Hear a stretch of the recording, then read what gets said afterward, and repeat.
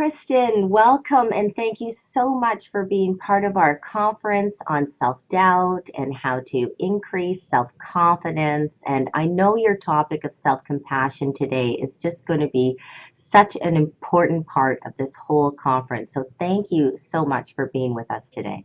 Thank you, Louisa, for inviting me. It sounds like a great conference, so I'm excited. Well, good. I think it's going to be great. We have so many great speakers. And after spending 2 days with you in Toronto learning about self-compassion, I mean, your program is just so incredible. And, I think I told you when you're in Toronto how much your research and your teachings have really changed my life and have really, really affected my life. And as I go through tough times, not beating myself up and being self-compassionate. Wow. I mean, what a difference. And so that's Mm, why I think this topic is just so powerful, especially for women. Yeah, well, thank you. I'm so glad it's helped. I hear that a lot, again, especially from women who struggle a bit more with self-compassion than men do. Yeah. So. And so has that been your experience? Why do you think women struggle more with self-compassion? Well, and just to say, it's not a huge difference, but we're doing a meta-analysis right now, and it is a stable difference. I think it's because women are just more negative thinkers generally, and they think there are evolutionary reasons for that. Women had to be a little more threat-focused, watch out for the lions that may attack her and her baby. So in general, they tend to ruminate a bit more, be a little more negatively focused, and I think that translates into being a little more self-critical. Not to mention, society socializes women to be selfless and to give to others, not to themselves. So I think that plays into it as well. Yeah, I think that's very true, isn't it? It's almost like we feel guilty if we're selfless or, if we're selfish or focusing on ourselves. Yes, so, or we confuse self-compassion with selfishness, which it isn't at all, but people think it is. So. Well, that's interesting. Yeah. So you are a self-compassion evangelist. That's Yes. what you called yourself Yeah. that in the past. And so tell us why is that? Well, because like you, self-compassion changed my life. I first learned about it while learning Buddhist meditation back in 1997, and I was going through a very hard time, and I learned self-compassion, and it immediately made a huge difference in my life, helped me cope with a difficult divorce I was going through and lots of personal issues. And then when I started conducting research on it, when I got to UT Austin and seeing the really powerful data that supported the benefits of self-compassion, I just realized that this idea had to be out there in the common culture. I mean, they'd kind of been around in therapy circles, but there'd been no research done on it. And I guess I really devoted my life to it, to researching it and developing ways to teach people self-compassion, because I just know how really important it is for people. So, Well, thank goodness you've done that. So that's great. uh, It's true. It's true. There's not a lot of information out there, so your research is really critical. So that's great. thank you. So what would you say is the difference between self-esteem and self-compassion? Yeah, that's a great question. In fact, one of the reasons I got into research on self-compassion is I was getting familiar with the backlash against self-esteem, all the research that shows it can lead to narcissism, things like bullying and prejudice as people try to raise their own self-esteem. It tends to be very contingent on success for women on appearance, and then if you don't meet certain standards, you feel bad about yourself. And so I was learning about that as my postdoc and practicing self-compassion in my personal life and realized such a good alternative. Self-esteem, I define it at least, as judging yourself positively. Self-compassion is just relating to yourself kindly. So it's not about positive or negative judgments. Self-esteem deserts you when you fail. That's exactly when self-compassion steps in to support and care for you. So, we have research showing it's a lot more stable than self-esteem. It's not linked to narcissism the way self-esteem is. It's not nearly as contingent as self-esteem. So it offers the same mental health benefits of self-esteem, but not the drawbacks. I think you've said an important thing there, this idea of contingency. Yes. In one of our interviews, I spoke to Jenny Crocker. Oh, yes. Uh-huh. Yeah, so if you're familiar with her work on contingent self-worth, Yes. and that's exactly what she was talking about. So you're right. So I guess, our self-esteem sometimes is contingent, or the Mhm. way we look at it is we feel it's contingent on our accomplishments or how beautiful we are, whereas self-compassion is not like that at all. Yeah, that's right. So if you think about self-worth, the idea that I'm a valuable person, both self-esteem and self-compassion have that. But again, self-esteem makes contingent judgments, whereas self-compassion doesn't. Hmm. So they Interesting. really are quite different in terms of how you go about getting the sense of self-worth. Yes, yes. Okay, good. Now, some people think that being hard on themselves is the best way to improve performance or get better, sort of, kick yourself and make it work. But some of your findings, some of your research and your findings are really finding that's not the best way. So can you tell us more about your findings in that area? And it's not just mine. People like Juliana Breens and others, there's a lot of research now showing that self-compassion is a better motivator than self-criticism. So it's funny if you think about a coach trying to motivate his players.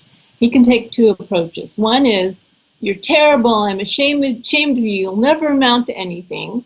And another coach who's supportive, encouraging, I believe in you, you can do it, how can I help you? Or a parent in the same situation, a parent who's supportive and kind and helpful. That type of language we use with ourselves is much more effective than motivation. And this kind of brings me to your topic. Self-criticism undermines your self-confidence.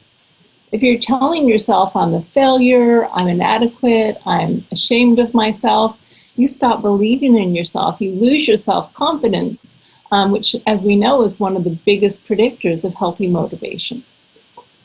Yeah, no, absolutely. So I like that idea of being your own best self-compassionate coach. That's right. That's really what self-compassion is in many ways, being an inner ally, an inner friend, someone who supports and encourages you as opposed to cutting you down all the time. Yeah. Yeah. I've started to, in my practice, in my yoga practice, which I try to do an hour every day, Mhm. I say compassionate things to myself now, or I'll reflect or be that compassionate coach and reflect on things I've done in the day. Yeah. And sometimes I think if anyone was listening to this, they would think I'm crazy. And yet, and yet, Yeah. when we beat ourselves up, we don't think that. That's right. Yeah. I mean, you don't have to say it out loud, No. oh, yeah, Yeah. I'm here for you, I'm here for you, I support you. But it's funny, isn't it? You're right. Our culture supports self-criticism. And in fact, there's research showing that we feel more comfortable around people who criticize themselves. Really? Believe it or not, it kind of helps us put down our social comparison. Are they better than me? But of course, think about a parent. If you saw a parent, ripping into a child in the supermarket, or opposed to being supportive and kind. So in other contexts, we know it's better to be encouraging, but society doesn't teach that with ourselves. So, Yeah. but you don't have to do it out loud, No, Louisa. no, no, I don't. I don't do it out loud. No. Yeah, good. I just Yeah, say it quietly in my head. That's yeah. all. All right. You're right. That would be strange. Now, in your research, you talk about the three elements of self-compassion. Can you share what those are with us? Yes. Well, so the first is the most obvious, being self-kind versus judgmental of oneself, being a good friend to oneself, caring and nurturing and soothing yourself when you're upset, as opposed to really, being harsh with yourself. Um, there's two other components, though, that I think are really crucial. So, for instance, what's the difference between self-compassion and self-pity?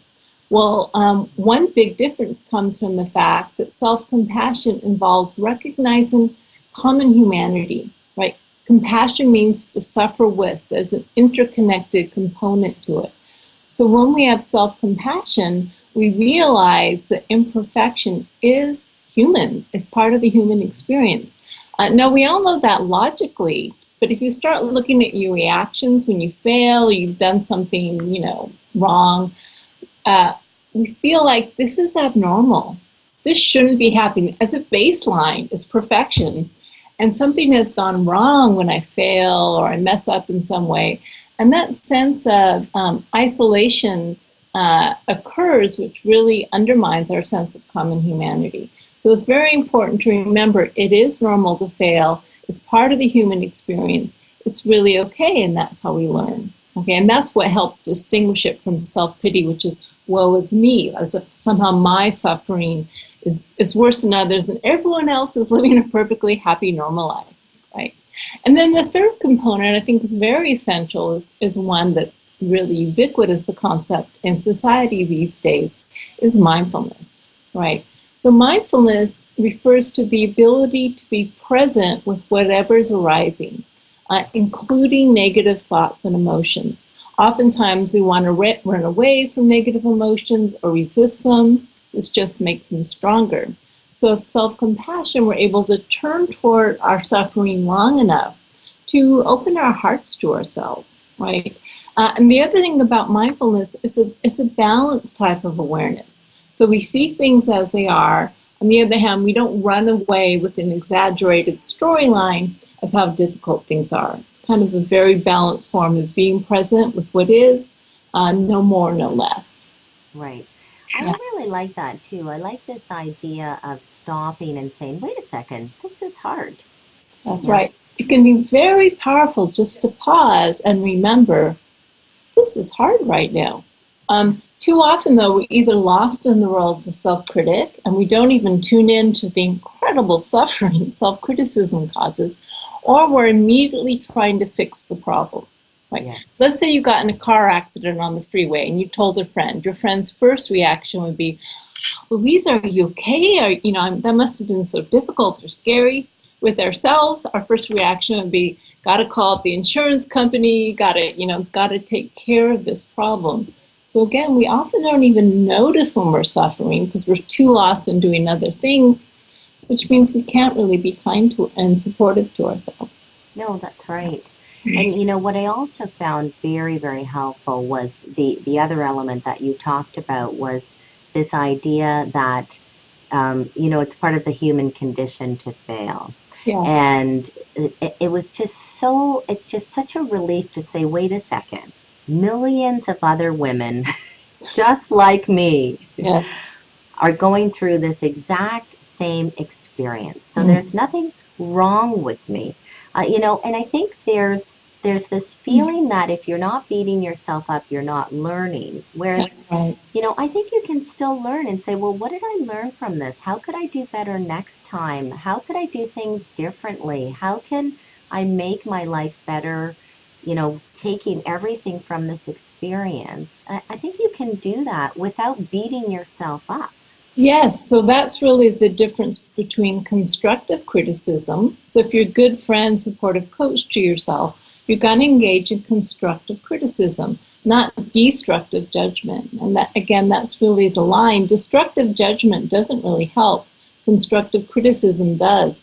And again, compassion, self-compassion is linked to more motivation. It's linked to less fear of failure. If you do fail, you're more likely to pick yourself up and try again. You're more likely to persist in learning after a failure experience.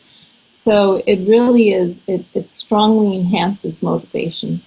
Well, and it's good to see that you have a lot of this research to back that up as well. Some people think, oh, is that really true? But you actually have the research that supports all of that. Yeah, and if you go on my website page, or if you Google self-compassion, you'll find it. There's about well over 200 published studies and more if you include dissertations. Again, a lot of people have been interested in this issue because it's so counterintuitive.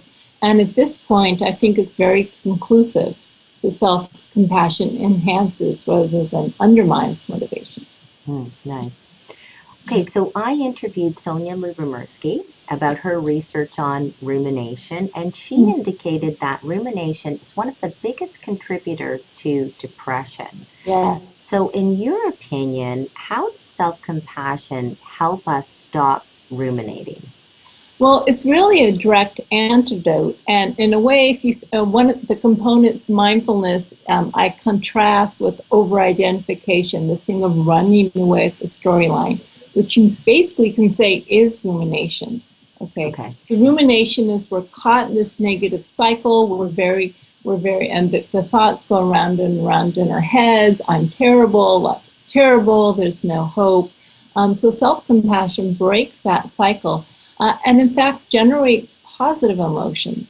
You know, the cool thing about self-compassion is it embraces suffering, so it doesn't avoid or kind of reject the idea that we're suffering, but it embraces it in the sense of kind of kindness and connectedness and mindful presence, and those are positive emotions.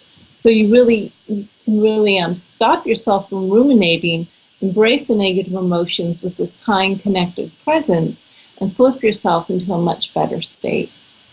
You know, that's interesting that you frame it that way because Sonia was saying that sometimes we ruminate because we're trying to come up with a solution, Yes, and that in fact the best time to do that is when you're feeling more positive.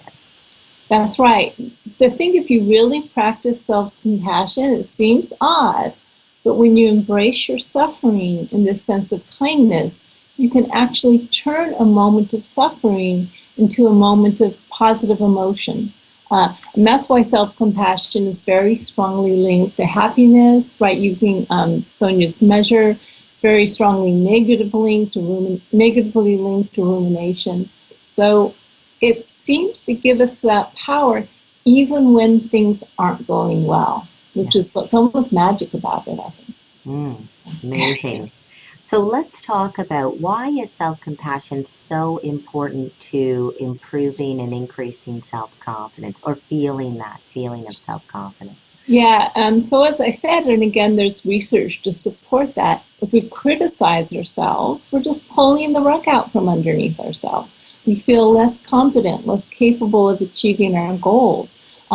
Again, being a kind, supportive coach, you can do it, I believe in you, is really going to increase your self-confidence.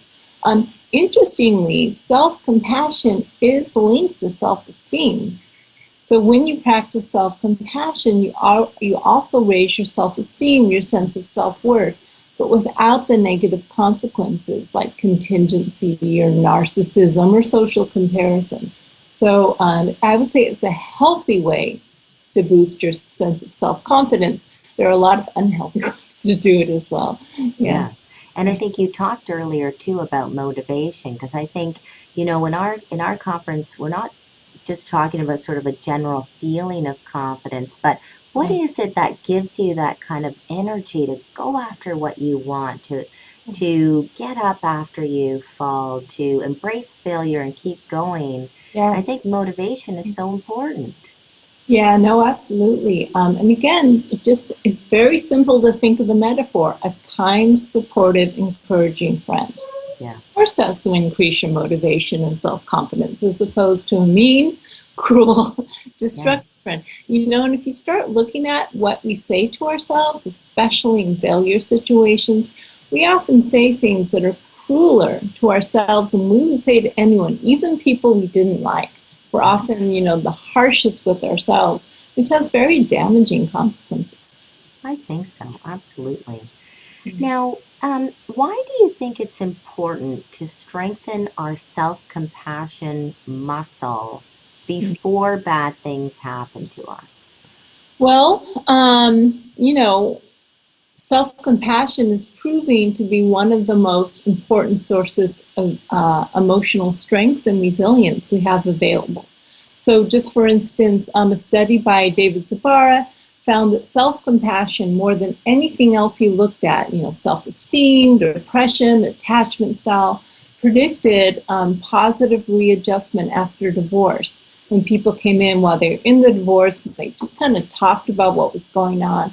How self-compassionate they were predicted how well they coped. Or there's lots of studies dealing with pain. I had a dissertation student who looked at self-compassion and PTSD among vets returning from Iraq and Afghanistan. And she found that level of self-compassion predictive of coping and not developing PTSD than level of combat exposure, right? So there's a lot of research now showing that when bad things happen, if you have self-compassion, you'll be much more resilient and able to cope. So, it's better to develop self-compassion before bad things happen, but you can do it at any time. Yes. And Well, it is a trainable skill, which is really encouraging. yes, I think so. And I think, to me, I think you have to be um, practicing for the Olympics before you get to the Olympics. That's what I always say. And I think that once you're in those situations, Yeah. if you have a much higher level skill, like you say, if self-compassion is a learnable skill, if I'm just starting to practice it as I go into something difficult, I'm not going to be as skilled as as if I was really skilled at it and then going into it. Yeah, so you have to train that muscle, especially since society doesn't encourage self-compassion, so you're kind of going against the stream. What I've been surprised at, though, is it's not as difficult as you think to learn self-compassion skills. That's because, and I have to say, women especially, we know how to be a good friend. We know what to say. We know how to be supportive to our children, those people we care about it. So we have the skills already. The only thing we have to do is start to use them with ourselves, really give ourselves permission to use them with ourselves. And it makes all the difference. So we have research showing that 3 weeks of self-compassion training can make a huge difference, right? We've got 2 different studies showing that. Yeah, so of course the more you do, the better, but it's not as hard as people think. Really isn't. Yeah. But I think you said something really important there is that you have to make that choice. You do. Yeah, you have to decide because I think there are a lot of women who say, yeah, but, I can't do that, or it's easy for you to say, but not for me, or. Yeah, well, I think a lot of it is just clearing away these misconceptions. Again, people confuse it with self-pity, which it's not. People think it's selfish, which it's not. If you give yourself kindness and support, you're actually going to be a better relationship partner. There's research showing that. More compassionate to others, for instance. People think it's self-indulgent. I'm not feeling like going into work today, and boy, that ice cream looks good. So self-compassion means I'll just skip work and eat the entire tub of ice cream, which is really the opposite. A compassionate mother doesn't let her kid skip school and eat whatever he wants, right? Yeah. So with self-compassion, we care about our well-being. So we're going to take steps to enhance our well-being. And again, research shows it's linked to more exercise, less alcohol use, eating healthier foods. So it's not self-indulgent at all. But people really, and just one more misconception, I could go on and on about these, but people think it's letting yourself off the hook. Right. I'll be self-compassionate, I won't take responsibility. Again, research shows the exact opposite. If I'm going to beat myself up, if I admit I did something wrong, I'd rather blame someone else. I'm really not motivated to accept responsibility. But if I know that it's safe to be imperfect, it's safe to say, wow, I messed up, I'm so sorry, you're going to be more able to do that. So self-compassion is linked to a more likelihood to apologize and to take personal responsibility for past behaviors. So I think once people kind of get some confidence in the fact that these myths are not true, it's easier to give yourself permission to be kind to yourself. Oh, that's great. I love that. Now, one of my favorite Buddhist monks is Thich Nhat Hanh, and yes. I've read so many of his books, and he has a famous mantra, no mud, no lotus. And when he was in Toronto, I went to see him, and he explained what he meant by that, and that is that when bad things happen, it gives us an opportunity to grow in our practice of compassion. We understand others better when we've gone through the same hardships. Do you think that is also true for self-compassion? Oh, absolutely. In fact, Thich Thich Nhat talks. That's where I learned about self-compassion, was studying with in his group. He really emphasizes the importance of having compassion for yourself and others. So the suffering of others, if we can embrace that with love, basically, it opens our heart. And the same thing with ourselves. So I think self-compassion is absolutely necessary, not to shut down or close down in the face of our own suffering, but to keep our hearts open, and therefore they're more open for others as well. Yes. So can you share with us one of your favorite techniques for increasing self-compassion? Yeah, well, we have many, I've developed a self-compassion intervention, but the quickest thing you can do, right? There's some evidence, and Paul Gilbert argues, I think convincingly, that self-compassion taps into the mammalian caregiving system, right? This is the system that evolved so that infants would stay next to the mother and be safe. So in the presence of warmth, gentle touch, and soothing vocalizations, Dr. Keltner's research has looked at this. Our mammalian caregiving system gets activated, we release oxytocin, right? Our cortisol level goes down, we feel safe and we feel connected. So a very, very easy way to do that is to give yourself some sort of soothing touch. Okay, so for most people, you put your both hands over your heart like this, and really feel the warmth of your hands and really kind of have a gentle pressure. Can be very effective for evoking a state of self-compassion. Some people, the hands over the heart doesn't work, so we encourage people, to find some touch that works for them, to experiment a little bit. But it's amazing because sometimes your mind can't go there. It's too full of the storyline of how terrible you are or how terrible the situation is. But your body responds to, again, warmth, gentle touch, and if you can say something to yourself in a kind, soothing tone, and then you can calm yourself down, and then your mind can respond. So that's a very quick and easy way to be there for yourself. I like that. I often will do that in my yoga practice as I quietly speak to myself inside my head. If your moment of suffering is your boss, yeah.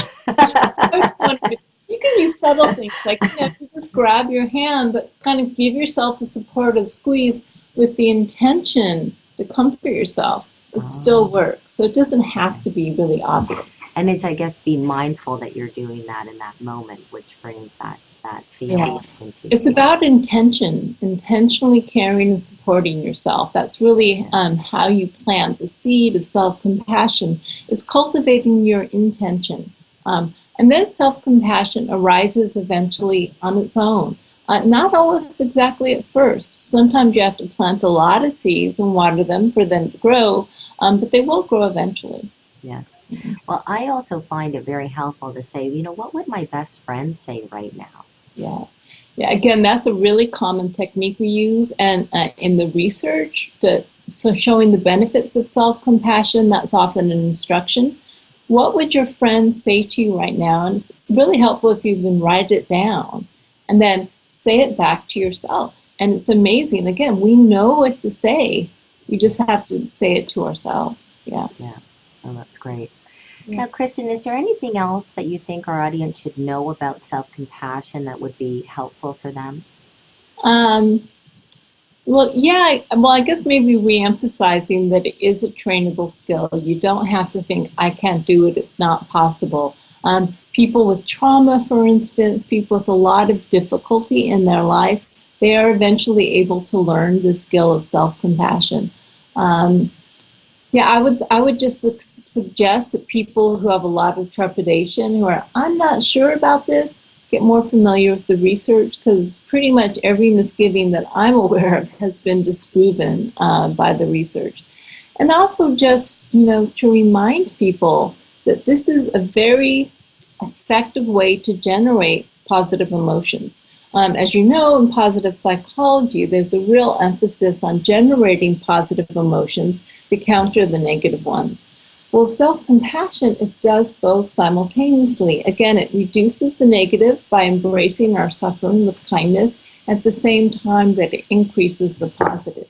So that's why I'm an evangelist. I really haven't found anything that's more effective for increasing well-being than self-compassion. Well, I would really have to agree with you there because I find I'm including it in more and more of my workshops, and I just think it's really so important, and I'm so thankful as well that I practice it, and to learn more from you as well. So wonderful. Well, Thank Kristen, thank you so much for being part of our conference. I know this topic is so, so important, and we're going to have links to more of your resources here as part of the conference as well, so people can you. find out more about the work you're doing in your book and other articles and publications that you have. So thank Okay. you so much. I really appreciate your generosity and for sharing everything you know. Really appreciate it. Thank you. Thank you, Louisa, and thanks for organizing this conference. It's really a service to the world. Well, thank you. I hope so. And Yeah. thank you for being part of it. Okay. All right. See you Bye-bye. soon.